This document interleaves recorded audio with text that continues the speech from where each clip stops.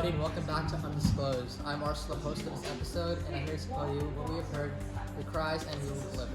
Today is a special episode, as it is the first viewer-requested topic we have taken up. Before we get to that, let me introduce our guests.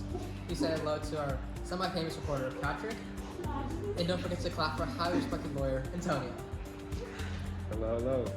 We are super excited to be here. Thank you for having us. Now, the topic that you have requested we cover is the astonishing case of a father who held a hospital at gunpoint in order to save his son. In this case, George Pickering III was admitted to Townville Hospital and put on life support after he was hit by a serious stroke. The father of George Pickering III, George Pickering II, was informed that the hospital would be putting his son into a program called the Terminal Week, and showed up to the hospital armed. One of George Pickering's II's son disarmed the open carry gun he had, but lied to the hospital staff about having a second gun. The father then held the hospital staff at gunpoint in order to prevent the program of terminal wean. In a terminal wean, the hospital staff would gradually take the patient off the life support until the patient is no longer alive.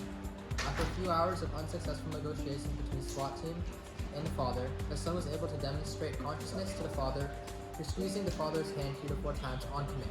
Upon this, the father immediately surrendered. One of his charges was dropping the other giving him credit, and he was released after about 11 months in prison. Now, the father and son are out, with the son having made a complete recovery. It was quite the story. Now, Patrick, you mentioned before this episode that you interviewed a Catholic priest about this issue. What did he say? I'm glad you asked us. While the interview was quite short, the Catholic priest had quite the insights. I, of course, opened the interview by asking if he believed it was moral for George Pickering II to do what he did, and he in turn asked me a few questions that I believe are quite necessary to understand the situation. He had asked me about the concept of terminal wean, as you described before, which then let me explain to him and then ask him if he believes that that program is moral. He talked about how medical procedures are meant to aid in a patient's health in almost all cases, and how that there's 2 levels of means to medical practices. You find ordinary means as needs that are vital to survival, that we actually need to be able to survive, like how food or water is needed to survive. Quite insights indeed. Now, Antonio, what were the possible legal implications of the course of action George Pickering II went through? In order to actually understand this case, we must know what the state laws were. The state this took place in was Texas. And with that, there was the medical power of attorney. This law allows individuals to designate someone to make medical decisions on their behalf if they become incapacitated. In cases like that of George Pickering II, it could involve a dispute over who has the authority to make health care decisions for an incapacitated person. Informed consent. Medical professionals are required to obtain informed consent from patients or their legal representatives before proceeding with treatment. This principle would be relative if there were disagreements about the appropriateness of medical interventions. Then we also have the patient rights laws, which various states and federal laws protect patient rights concerning medical treatment, including the right to receive or refuse treatment. And then also we have guardianship laws, which are sought to act as a legal guardian for his son, such as George Pickering II. Applicable state guardianship laws would allow and dictate the process and responsibilities involved. Then finally we have the Emergency Medical Treatment and Labor Act, which this federal law requires hospitals to provide medical treatment regardless of a patient's ability to pay. It may be relevant if this access to emergency care was a concern during this incident.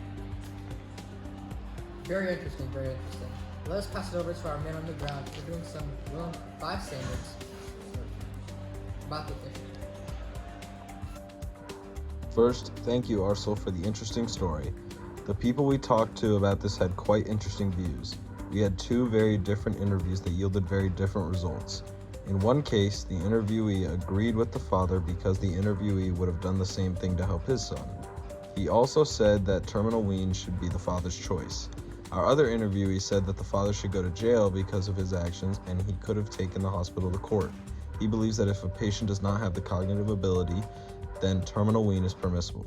However, both found common ground that the father perhaps could have found a more amicable solution to this problem. Wow, I never expected some people to think like that. Not that's bad. You said it best. People can sometimes think in a different way than we might expect. Thank you, Marcus, for your expertise in the street. It was no problem. I love doing this sort of stuff. With that done, I'll pose some of the same questions Marcus asked to the people on the street. We do not expect anyone to email us with answers. In fact, please don't. But I hope you will ponder some of our questions.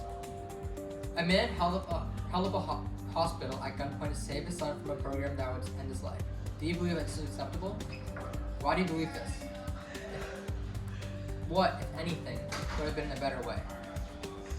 Could you understand why he did what he did? Do you think that this would still be good if the son did not survive either way? What would be reasonable punishment for if the son did not survive?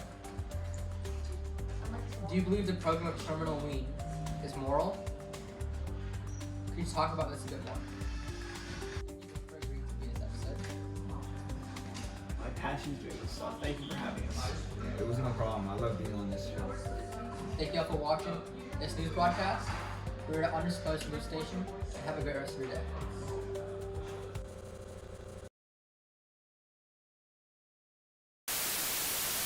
Alright, bro. Please. Well, that chicken on fire. Yeah, I keep thinking about it. It's like delicious. Okay. Quite the insights indeed. Now, Antonio. I didn't even laugh, bro. This guy's already laughing. Yo, I'm making a blooper reel. Alright. Okay. Well, you got that the last few lines. You know. Oh, I have like all these. Yeah. You got the turn. Oh, no, I'm talking to you guys. It's recording. No, not yet. Yeah. Alright. Oh shit. Oh shit. Quite the insights indeed. Now, Antonio, what were the possible legal implications of the course of action George Pickering II went through? So in order to actually understand this case, we must. God, yo, okay. Sorry. So, yo,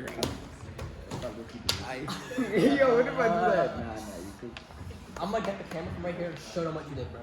You're gonna get it. Alright. Now, Patrick, you mentioned before this episode that you interviewed a What? Nothing.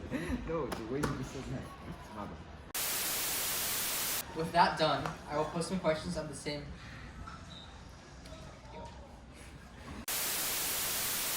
Quite the insights indeed. Now, Antonio, what were the possible legal implications of the course of action George Pickering II went through? So in order to actually understand this case, we must know what the state laws were. The state this took place in was Texas and needs to write about the legal stuff, so it sounds like him. Yo. Oh. Yo, my bad. Yo, cut that out. Yo.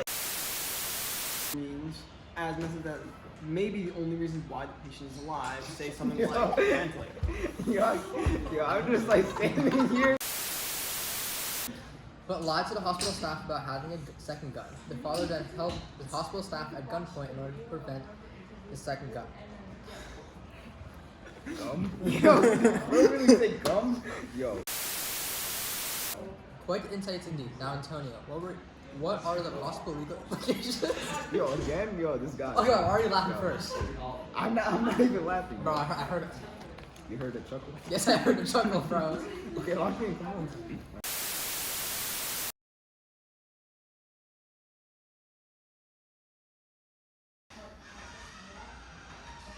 Cut.